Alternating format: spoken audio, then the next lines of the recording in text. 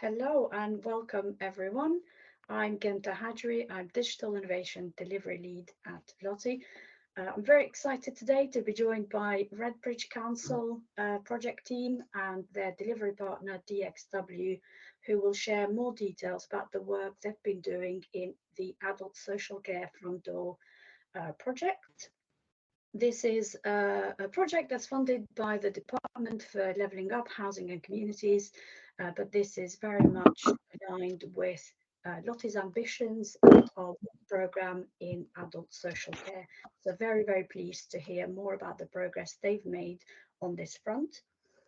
In terms of the logistics for today, we'd love to hear or see actually who's on the call today. So please do take the time to introduce yourselves and the organization you're from in the chat.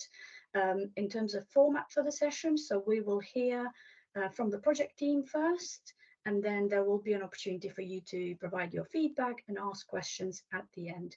If there are questions that occur to you during the presentation, please do put these in the chat and the project team will do their best to answer them there and then.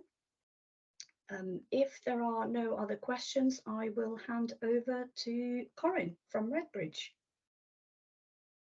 Hi everyone, thank you for joining us today. I'm Corinne Barrett. I'm the Digital Programme Lead for Adult Services at Redbridge. We've been working really closely with the Adults Service area for the last sort of year and a half, 2 years, trying to embed ourselves into what they do and the problems that they're facing.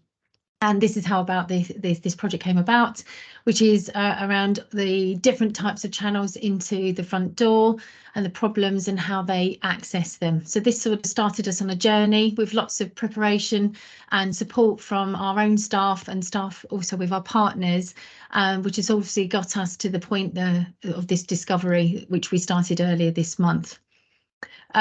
So just to sort of focus on a couple of the things that we'll be looking at around this work and what we've been doing over the last few weeks, if we can go to the next slide, that'd be great, was to sort of understand how and where residents learn about social care.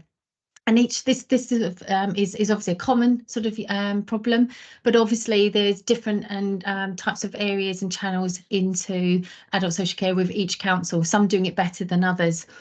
And we wanted to identify what information residents needed to understand when they're looking for support and, maybe start to think about those interventions and those crisis points that they come to us and present themselves with. And then what we're trying to do is also look at opportunities about how we support residents and how they can live independently for much longer. And we know this from our data and our stats from COVID, that this is one thing that people want to do. They want to support their family and loved ones to live more independently at home rather than going into long-term care. I'll now pass over to DXW and the work that they've been doing over the last 4 weeks with us. Morning all, I'm Ben, I'm the delivery lead, I'm the DXW. This is our team, so we've got Marianne, our service designer, Hannah, our user researcher, got Joe, who's our digital delivery apprentice, Christian, who I believe stood off sick, he's our project support officer, Trisha, our digital comms and change lead, and Corinne, who you've already met, who is our digital programme lead. So moving into a bit about the project, it's an 8-week discovery, of which we're coming up to about halfway through now. We'll jump into a little bit about more what we've been up to in a second with Marianne. Whether we feel like we've identified the problem that we need to solve, we've summarised it into sort of a nice how might we statement, which is how might we ensure residents are getting the right help and information at the right time so that the first contact team can spend more time on care and less time on triaging incoming queries. This sort of problem perhaps is fed by things like an ageing population, incoming changes to the Cap on Care Act and the 2014 Care Act as well, which places a duty on organisations to promote integration and person-centred care. So demand for adult social care is on the rise, and as some of you will know, councils are expected to do more with the same levels of funding. A couple other things we found is that 80% of calls to the first contact team are signposted elsewhere, meaning teams are spending too much time on admin and not enough time on that human work that they signed up for. We also found that a disproportionate number of users of adult social care services are white, indicating there are barriers to accessing care for minority groups in the borough. This risks missing opportunities for preventative care and helping people from these groups remain independent for longer. I'm going to pass over to Marianne now to run through what we've been up to over the past 3.5 weeks. Thanks, Ben.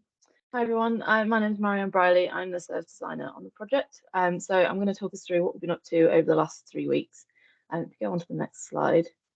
We've really been doing a lot of activities to try and get our heads into the adult social care space, understand what the ask is from the council, understand what's gone before us so that we're not redoing work that's already been done.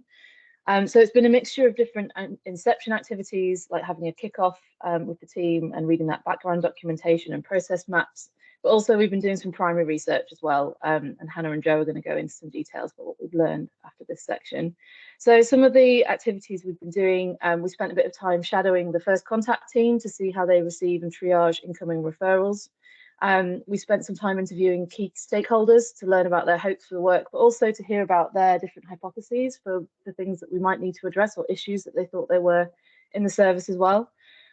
We've had a couple of workshops. The first one with the first contact team, and we got them to map out a few different scenarios of how people entered into the system and the sort of problems that they experienced. And then we had a second one with some lead GPs that really gave us a sense of how people are accessing the service and the sort of issues that they come across when they're trying to get people help. We also spent a bit of time going out into the community to see firsthand what information and advice is actually easily available for people. And we'll be continuing desk research as well. So we started on that, but that will continue throughout. And all of that really feeds into insights and our understanding really, and recommendations that will come towards the end of discovery. So on the next slide, throughout all these activities, we've really been asking ourselves a set of questions whenever we've been analysing what we've been hearing. So the first one being, if you click on Ben, what's the problem to solve here? The next one, what is the current process and experience that people have? After that, how does this impact residents and the adult social care team staff? How do people even come into contact with adult social care services in the different ways that they interact with people? Where do people look for information? And most importantly, what should we actually be focusing on? Something that's become really clear is there's a lot going on in the space now, but also before us as well. There's a lot of different reports and things available online, and we don't want to be redoing work that already exists. So we are spending quite a bit of time trying to look into that and to get case studies from other councils too. So on the next slide, I thought I'd share some screenshots from our kickoff. This wasn't all of it, but this is a framework that we tend to use to really understand what that problem is that we need to solve. So this breaks down into sort of the context and background of the adult social care service and the council, who the users are, what they think some of the issues are in the service, the impact and value that it has to cover some of these, and most importantly, the outcomes. So with everything that we've been reading, all the conversations we've had, we sort of synthesized that into these different topics. And that really helped us break down the problem statement, which is what Ben sort of talked us through earlier, and why it was that we felt it was important to solve this problem. So some of the things that came out of this when we were thinking about the known issues and the impact that it has on residents is things like residents tend to contact the adult social care team in a moment of crisis or need. And that means that when the service is trying to communicate with people, they're actually in a time of stress, and that actually makes it harder to communicate with them. So where's the opportunity there? Another one might be that there's sort of limited visibility about someone's stage in a process once they've actually made contact and are waiting to have an assessment. And that could actually drive up further follow-up calls and more contact to the first contact team that could potentially be avoidable. So we're already starting to get insights like that coming out just from this early inception activity. So on the next slide, I thought I'd just talk about the outcomes that we're hoping to get from the work. And so all of the work that we'll be doing in this discovery, we really hope that we can help support some of these in the long term. So we're hoping that residents who are able to self-serve actually are able to do so sooner. So they're getting their answers sooner, they're getting their advice sooner, so that they can get that help and sort of prevent anything becoming more serious. The next one being around the first contact team spending less time on signposting people to different things. So we heard that stat there at the beginning, about 80% of the calls that they receive, they're actually signposting people elsewhere. So what of that could be sort of done more automatically without requiring their admin time, so that they can spend more time on sort of human related work, which is why they went into social care in the first place. The next one being around residents feeling heard and supported, and most importantly, feeling in control of the care that they receive. So they're not being forgotten in the service, and they feel like people are listening to them. The next one, really important, that those that actually really are in need get that support sooner, because there is less time being spent on admin and triaging. The people who really need that support now are able to get there faster. And then really importantly, people can remain independent for longer. So we're trying to understand what are all the things that help people remain independent? How can we prevent them getting to a crisis point? So some quite big things that we're looking to achieve through this. So I'm not saying that our work will achieve all of this, but hopefully support that in the long term for sure. So I think next we're going to talk about sort of research questions that we're going with to help us try and get here. So we've got two main research questions. The first one, how can we ensure those in need of adult social care services are getting the help that they need? And this isn't just about those in crisis mode, but also people who don't even know that they need help yet. They may not even consider themselves to be a carer. They don't think they're eligible, or other people who experience blockers in accessing the service. So within this question, we'll be asking, like, how do residents become aware that they need support from adult social care? Where do residents look for information, or who do they ask for help? What information are they being provided with, and how is that given to them? And how does that work for them? How does someone's ethnicity, their religion or background actually impact on their experience with finding suitable support?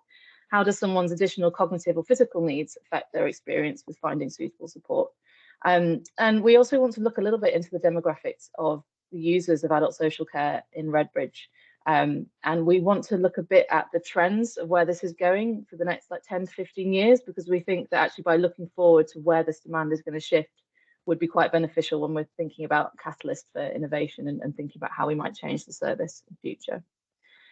The second question, a sort of secondary question, we talk about how can we reduce unnecessary contact to the first contact team. So when we talk about unnecessary, we really mean, we don't mean that we're trying to stop people contacting the council. That is not what this is about. The intention of this is more around reducing the sort of admin burden that comes with fielding a lot of inquiries that might be better and easier to be self-served. So how can people get better at giving answers or advice earlier in the process? Because we really want to free up the first contact team to spend more time on the human caring side of their work and less time on the admin. So the sorts of questions that get wrapped into this is things like, why are people contacting the council? What information or outcomes do they need? How do people choose to contact the council and why? And the expectations they have when they're contacting the council, and also what communication they can expect from the council as well. So that's really setting the scene for where we're going with our research. I'm going to hand over to Hannah and Joe now, who are going to talk about some of the things that we've learned. Hi, my video is off. Hang on, there we go. So hi, my name is Hannah and I'm the user researcher on this project. If you don't know what a user researcher does, we basically ask lots and lots of questions to help work out what people need from a service like adult social care. So what I'm going to do, like Marianne said, is take you through some of the key things that we've found in the past 4 weeks of this project. So Ben, if you could switch to the next slide. Thank you. So we started off by doing some research with Redbridge Council's first contact team. Now the first contact team are really at the front door of the service, and they deal with all the people that are coming into adult social care. So with the first contact team, we identified all the different types of people that reach out to them. And it's a lot of different kinds. We've got GPs, social prescribers, carers, people who need care, and many other kinds of groups. We also identified all the things that people reach out to the first contact team for, and that was some things that were related to adult social care, like getting a care assessment or having a bathtub adapted to be more accessible. But it also included things that were a little bit unrelated, such as inquiring about recycling bins or calling up in a very serious mental health crisis. So as you can see, that people are coming to adult social care for a wide range of reasons. Next slide, Ben. Thank you. So one of the other things that we did with the first contact team was we worked with them to begin to map out the journey that people might take through the service. And you can see on the board, we've got some images, and I won't ask you to read them because they look very complicated and the text is very small. But what we found was that there are 4 main stages of the service. we found the first stage was when they become aware that they might need help and of the support that might be available to them. The second stage might be when they actually reach out for help. And this could be directly to the council, or it could be through someone else in the community, like a GP, a neighbour, or a carer. The third stage was when they're actually receiving care. So that might be support from the council, or it could be from somewhere else. But basically, someone is doing something to help them. And the fourth stage is evaluating the impact of that care. So an example of that might be the council checking in on any equipment that has been installed in the person's home. Next slide, Ben. Thank you. So what we did was we looked at these journeys from the perspective of two specific types of people that come into adult social care. And the reason that we focus on these two types of people is so that we can use this as a way of gathering stories, anecdotes, and insights from the first contact team. So the first person that we looked at was a fictional person called Barry, who was recently retired. Now, Barry was fiercely independent and didn't want to get help. He was financially stable and also in a better position to help himself. However, because of increasing demand on adult social care services, when Barry called up to the council to get help, he ended up being put on a waiting list for a very long time. And in fact, he was left on the waiting list for so long that actually his condition worsened. Journeys like this make you wonder whether people like Barry could have been helped earlier on in that journey, for instance, if they were able to self-serve some of their needs. The second person that we looked at was a story about how a neighbour who started giving support to someone on their street, for instance, by starting to do the shopping. Gradually, this support increased until they were actually doing a lot for that person and it became overwhelming and unmanageable. At this point, that person thinks maybe they might need help. What we did when we explored this journey was we looked at the kinds of worries that these people have about reaching out for help and also what happens if they don't know where to go. And again, this journey makes us wonder, was there any kind of opportunities to help people in similar situations to that neighbour to help get support earlier on? Next slide. So I mentioned earlier on that there were four kind of main stages that we identified. The research that we'd done at this point was showing us that there were more opportunities in this first stage of becoming aware of support. With Redbridge Council, we sat down and we had a look at what other projects might be in this area and on all the other areas in those four main stages. And actually, we found that there was a lot else that was going on in this becoming aware stage. So we knew that lots of councils were doing similar things in the space and had other projects going on. However, we identified that actually it was difficult to get some of this information because a lot of those projects weren't at a stage where they could be shareable. And Redbridge's need is quite urgent, so we weren't able to kind of wait for a few years when those projects might be able to be shareable. So we decided to continue down on this route, however, making sure that we're learning from councils as we go so that we're not replicating any of the learnings that have already been learned. An important differentiation that we want to make on this is that we're very much trying to look into the root cause of why people call adult social care services and why and who they are. And that means looking outside of the websites and digital tools and beginning to look into the community to begin to understand whether there are any opportunities to increase awareness and understanding of adult social care services. So I'm now going to pass to Joe to talk about the next slide and what we did next in this space. Thanks, Hannah. So morning, everyone. My name's Joe and I work as a user experience support officer and digital apprentice at Redbridge Council. So another activity we undertook is what's called a service safari. And this is essentially a research tool that helps designers develop interesting insights and inspirations by experiencing a service in first person, as if they were kind of like in the shoes of a user. So as you can see from the photos, I visited a number of locations around Redbridge, which may work as pathways into our adult social care system. So this included pharmacies, a GP, the job centre, the town hall, and Redbridge Central Library. I talked to people who worked at these locations and built up an understanding of people's experiences there. There are a lot of really interesting takeaways from this activity. However, what I noticed most of all was that there was a real lack of information, whether coming from leaflets or directly from people who work at these places, to help people access adult social care. Regarding the information that was available, this was incredibly inconsistent across the locations.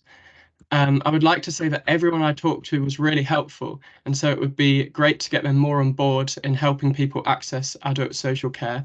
And yeah, so to conclude, there's definitely opportunity to influence in the space before people reach out to the council, and it will be great to look at this in further detail in the coming weeks. Brilliant, thank you, Joe. Can you go to the next slide, Ben? Brilliant. So our goal with this project is to really make sure that people are getting the help that they need so that they can live independently for longer. However, we know from our research that a lot of people don't know about adult social care services until they reach crisis point, and we think that that could be prevented. So what we really want to understand is who isn't reaching out for support and why, to try and prevent people coming in at that crisis point. So we know from the first contact team that some people might be worried about contacting the council in case they get someone in trouble or in case they lose their independence. And some people aren't even aware that they can get support or where they can get support from. From speaking to Redbridge Council, we know that there is a disproportionate use of adult social care by the white population, and this doesn't reflect the diversity in Redbridge. And we don't yet know why this disproportionality exists.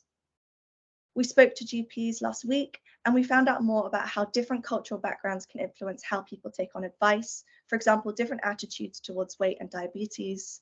And one GP spoke about a specific example of handing out leaflets for healthy eating and how handing out leaflets for healthy eating and weight loss can be a bit confusing if you share them with people from a culture where they have different views and attitudes towards weight. And those are the kinds of areas that we want to explore a little bit more. Next slide. So when Joe kind of took you through the service safari, one of the things that we noticed in particular was how inconsistent the information can be and how there might actually be some opportunities in offline and non-digital solutions. And when we spoke to the GPs last week, one of them after the session actually ran back to her car and picked up this leaflet that you can see on the board. And if you open this up, you can see that it's actually a map that shows different services that are available to the residents. And this was made specifically for people who are isolated, and it was made in conjunction with residents in that community. And we want to explore how community-led initiatives like this one could help raise awareness and understanding of adult social care services and ultimately help people get the support that they need. Thank you, and I'll pass to Ben now. Cool. Thank you, Marianne. Thank you, Hannah. Thank you, Joe. So we've done all this work over the past 3.5 weeks, which begs the question, what's next? For the remainder of the time, we've already had a number of community groups lined up to meet with us. We'd like to meet with them to understand how they support people and hear about the role of adult social care for the people they support. We think they may need help. They may help us to reach residents to speak with too. We plan to run some pop-up events around the borough as a way to get input from residents on who they go to for advice and support and the sort of information they want to know. We're still sort of figuring out the best way to run our co-design sessions so we can involve residents and stakeholders in creating potential solutions. And as Marianne alluded to at the start, we'll be continuing with our desk research and speaking with other councils about their work throughout. That's all from us today. Yeah, questions? What we would really like to find out in this kind of last bit is we'd like to hear about your experiences. So if you've got any experiences working in adult social care that you think we can learn from, and also any projects going on. And we're also interested to find out if you were in our situation, where would you look next?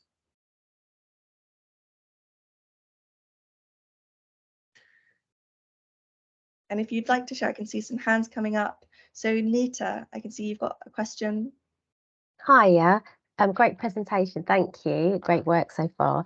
I was just going to say, I don't know if you've connected, like, because you're talking about older people, with the charities and community groups that work specifically with older people, like Age UK, to find out sort of like what, like to kind of understand why that specific population, part of the population, are not linking in with services, because they may but not be linking in with LBR, but they certainly are linking in with other people. Do you see what I mean? So is it a case of they don't need it, or I don't know. So that's one thing that came to my mind. And another thing was about the Faith Forum as well.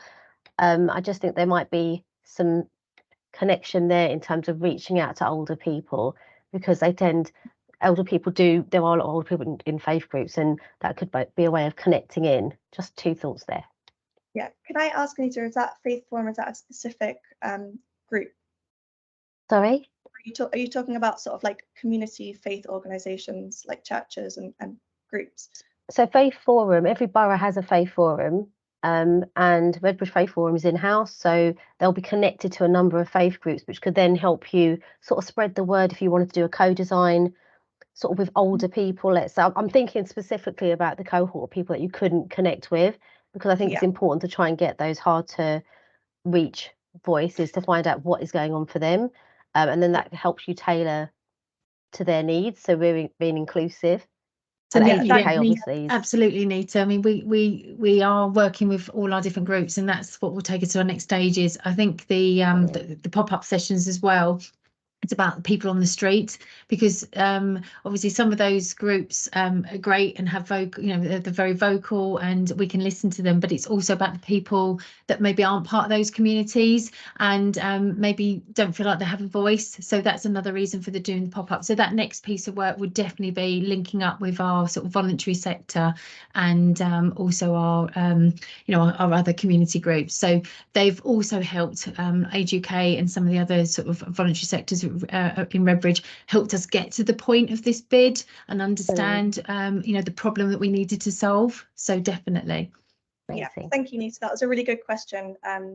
Yeah, we have definitely got our sights on speaking to people that would be using the services, as Corinne said, and we'll also be speaking to kind of specific groups as well that we've identified too. Cool. I can see some other hands, so I'll ask Uma if you've got a question. Yeah, just following on from the discussion, in terms of the disproportionality of the demographics, do you have data on whether it is older people or is it just across the piece? Because the reason I ask is we're obviously going through this phase of technological change, and technology is more and more and more being implemented. And I'm just thinking, is it from a viewpoint of language barrier because of technology, or just the technical aspects of technology? So I was just interested in terms of, do you have data around whether that disproportionality is age related or is it just across the piece? Do you want me to answer that, Hannah? Yeah, I saw you take off your mic. Yeah. So yeah, we're definitely trying to get that information from our own data internally, but we're also looking externally, and we've been approached by some other sort of organisations that might be able to help us with that and further that piece of work. It's something that we're looking at with another prototype that could link with this piece of work around sort of language barriers and those sort of demographics. So again, it's something we're definitely looking at, and we need to sort of highlight and explore further. And even if we don't get the time to explore it completely in this discovery, that's something that we need to address as part of the any service for the council going forward. Thanks, Corinne. I think Pritesh might be next. Who's her hand up? Hi everybody, great presentation, thanks for that. I had a couple of questions really. So I was wondering what activities you were planning to do to work with the other partner councils for this discovery, and also what the timelines look like for the discovery as a whole. Okay, I can. Do you want to take that, Marianne, or do you want me? I mean, I was just going to touch on things that we've already done with a few of the councils. So we're aware of a number of councils that are doing sort of similar work in this space, and we're trying to set up sort of chats with them just to understand the work that they have done. So we've managed to speak to North Lincolnshire. I think we've got something set up with Dorset, and is it later this week or next week? We've been reaching out to our contacts in these other councils as well to try and set things up. I think it's still a question mark, because we said one of our next steps is planning like the co-design. There's a bit of a question mark there about how big do we go with that, and how do we how might we get other people from other councils and residents and community groups involved. It's still TBC at the moment. But Corinne, if you have anything further to add. Yeah, and I think as with any partnership, you get some councils in those partnerships that maybe are more of a sort of silent partner and want to sort of listen and observe, and others that want to get involved. And I think because it's such a broad scope to try and solve, to try and go to every single council and partner would be difficult. So I think we've tried to sort of look at yourself, Pritesh, from sort of Kingston and Sutton, Southwark and Dorset, just to try and get sort of a cross section of our partners and try and sort of develop that further, and that'll be our next steps. But obviously we're also looking out to all of our partners and the work that they're doing and how that can influence this piece of discovery too. Hope that answers your question, Pritesh. Yeah, thank you. And just on the second question, how long is the discovery? So we've got another 4 weeks. So we'll be going into the early November, and then we'll be sort of thinking about next steps. Great, thanks. Peter, I think you were next. Yeah, hi, I'm from Children's Social Care, so this is really interesting coming today, so really good presentation. And so I work in Children's Social Care Early Help, so we're looking at the same questions. How do we sort of improve access? How do we build, get to families earlier in the process, so they don't need statutory social care services? I guess it was more to really sort of just reflect really that there's a lot of overlap with some of the work. So I've been doing some discovery work and building a case for change for family hubs, which is sort of trying to get into the community and get that access.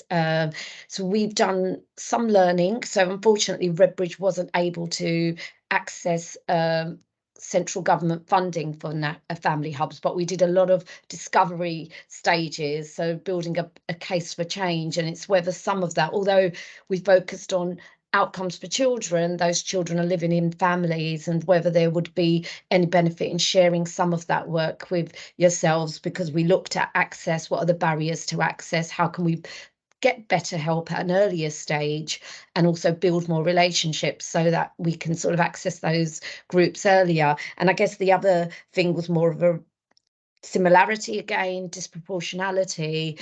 A lot of the research within children's is that there was a study by the HMIP inspectors to say that early help was also sort of disproportionately being offered to families that weren't from BME backgrounds, and how can we improve that? So Black young boys weren't getting that referral at an earlier stage and only coming to notice later on. So yeah, a lot of that overlap, but also whether there's some sharing, and also once you've done that discovery, it's always good to share that with you. So Corinne, be keen to, if you wanted any of that feedback, we did a lot of work on that. It'd be good to feed that into this. We'll try and get some time next week, and obviously with the DXW team, to sort of discuss that further and look at your work and see if there's anything that we can also share back to you about our work so far. Fabulous. Brilliant. And I think Nicholas. Hello, yeah, I'm Nick from Essex County Council. So we've done some similar work in the past, some similar discovery here. There's a lot here that's resonating. I think we've done a huge amount in a very quick period of time. So I think, yeah, that's really reassuring to see that, the things that you're finding here are similar to some of our work as well. I was just wondering, within your next steps, the insights around kind of where you might reach people, how you might get out into the community from there. Are you thinking about how the actual adult social care support offer is articulated in some of those other settings? So I think one of the things that we're wrangling with at the moment is kind of the clarity around how we talk about the services that we offer and how we differentiate between things like public health services and other things. So it's a really complex landscape out there for people to navigate. So I was just wondering whether that's kind of something that's on your radar for something that you're going to be thinking about, or whether you've got any interesting insights that have come out already around that. I think that's definitely the case, Nicholas. You know, we've started to sort of see that, and it's from the service safari. You can sort of see about the messaging and the narrative about adult social care and the differences between that and public health. And I think, you know, if there's one outcome that we know already will come from this discovery is, yes, there's the idea about, you know, what that sort of digital interaction could be in the future, but about how we present ourselves and that narrative about how people access or communicate what is on offer definitely needs to be addressed. So we can see that already just from, you know, 2-3 weeks into this discovery, that was something that was sort of coming to the forefront of our minds. I don't know if Marianne or Hannah want to add to that at all. Yeah, we've got an activity coming up, I think, next week. It's the pop-up sub I mentioned earlier, and we've got different kinds of activities. And in some of those activities, we're beginning to kind of try and understand what people think of adult social care, because from what we've heard in our earlier research is that a lot of people might not even be aware that they can get support from the council, or that they can even get support at all, for instance, if they're a carer. So we're looking to kind of dig into some of those assumptions and see how we might be able to raise awareness that adult social care is a thing, and you might be able to get help from them. Yeah, I think there's a big opportunity around how sort of the mental models people have around living independently and health in general, and the gap between that and how the council or more professional services talk about care and health. So I've had a few first-hand stories of people who are carers and their experience of having to navigate all of this different language and this different world when they don't even know what help they're asking for. So I think there's a really big opportunity to raise awareness in that sense and help people identify like when they are able to get support, but also how to talk about it in a way that helps the services actually help them as well. Very early thoughts, but I'm really interested in the whole ecosystem of care, and it's more than just like what's the direct route into adult social care, but what's the opportunity around just staying independent and all of the space around that. So it goes beyond sort of needing some steps put in your house or an alteration to your bathroom. It's more like what happens even before you get to the point of contacting adult social care services. I think there's a really great opportunity there, which is a big ask in the time that we have, but I'm hoping we can make some headway with it. So if you have anything to share in that space, I would absolutely love to catch up with you on what you've been doing at Essex. Yeah, I'll respond to your email. Don't worry, it's from last week. It's on the list. Thanks, Nicholas. Right. Alison?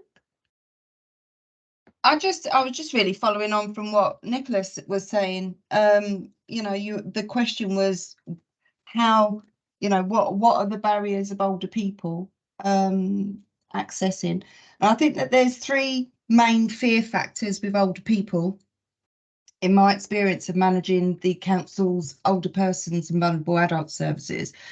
And not just older people, it's vulnerable adults as well. There's 3 main fear factors. The first is the IT. People are not IT literate, and obviously through their disabilities, they even find it hard to navigate an unaccessible system. Secondly is cost. Particularly for older people, they're always fearing that they don't have enough money for a financial assessment and to cover contributions. So they will either access something that is free, or when they realise they have to pay for it, they'll pull out. And so then that leads them into further crisis down the road. And also, particularly for older people, the perception of what adult social services is. You know, they come from an older generation that perhaps have had less positive experiences of adult social services previously, and the very common feedback that I get from people using my services is that that they are always fearful about being put into a home against their will. So they would rather live in a non-healthy environment to be able to stay at home in the environment that they love, whether that is doing them good or not. So there is certainly some marketing that needs to be done to change mindsets. Yeah, and that comes straight back to, as you said, to Nicholas's point and yours around the opportunities there, around the narrative about what is on offer, and not to be scared of it, and maybe, you know, as councils we're not as honest and transparent about, you know, meeting those expectations, and sort of also communicating about the voluntary sector and what else is out there. So it feels very much like you either you're funded or you're not funded, and we need to sort of those sort of lines that get blurred. How do we sort of unravel them for the future, but also around the services that we need to provide? So I think some really good sort of takeaways from these couple of questions. I think as well, when people are in crisis, they need their hands held. It's all very well us as professionals signposting people, but if they're in crisis, they don't have the energy or the motivation or the headspace to be able to pick up the phone and do it themselves. So people do need a certain amount of hand-holding and introductions on their behalf. And I think that's the point that we've started to see, and even with the case studies that Hannah and Marianne and Ben sort of started to look at, is that actually it's the neighbour, it's someone from the church, it's the community, it's the community around them, and how can we use the communities better to try and sort of help with those early interventions and support people. And I think this is what will all come from this piece of work. So thanks, Alison. Okay. Great. Have we got any more questions? Doris? Hi, Doris. Hi, Corinne. So I'm Doris. I work in the hospital social work team. So obviously people come into hospital when they've hit crisis points or things have already broken down. But what I was just thinking in terms of, I was just thinking about our commissioned services in terms of, we've got Redbridge carers support. So most often carers, when they're struggling, they will reach out to carer support. So that's one area where you could actually get to get stuff. So there's, a couple of commission services that deal with, one with dementia patients, and you can get a lot out of the carers in that space because they trust carer support services because they've been there for them. And then we can sort of tap into how they're struggling to navigate or get help, and also look at the other services that are set up for, Black, Asian and minority ethnic service provision, because that, they tend to be language barriers, but because there's people that support them in those services which are commissioned by Redbridge, and they will be able to speak on, on their behalf in terms of, the challenges they face. So I think that was just my thought that, we've got these commissioned services that even sometimes, some social workers didn't know they exist. So they were not even referring people to these services. So that's possibly another area to tap into. And that's great, Doris, because we're actually, because of the conversations we've had with you previously, we're meeting with the carer support group, and they've already been influencing some of this work. So, and they've sort of further network. So again, we're keeping them abreast of everything we're doing. And we've got some sort of dedicated sort of session with them and specific individuals that will help influence this. So yeah, and that's again, thanks to, Redbridge staff over the last sort of year and a half, trying to build up this picture and point us in the right direction so that we can sort of grab the opportunities we can in this 8-week period. So thanks, Doris. Thanks, you're welcome. Okay, any other questions? Great. Okay, I'm just going to hand you over to Trusha now, who's just going to talk about our future show and tells and next steps. Yep, so thank you all for coming along today. It was a great session, and your kind of insight is definitely going to help us build a picture going forward. If you do want to follow up on this project and be involved in any future show and tells going forward, then do please get in touch with us. Corinne and email address is on the slide at the moment, and so is Ben's from DXW. So please do get in touch. We're more than happy to share any of this insight with you and support where we can. So thank you all. Just to note, the email address is it got a letter missing. So if you are trying to contact me, it's an extra T at the end, just in case people get bounced back. Brilliant. Okay. Right. Genta, shall we pass back to you? Yeah, thank you. I think just a final note for me to say thank you very much to the presenters today. It was really, really great to hear about the progress you've made. And also thank you very much to everyone for participating today.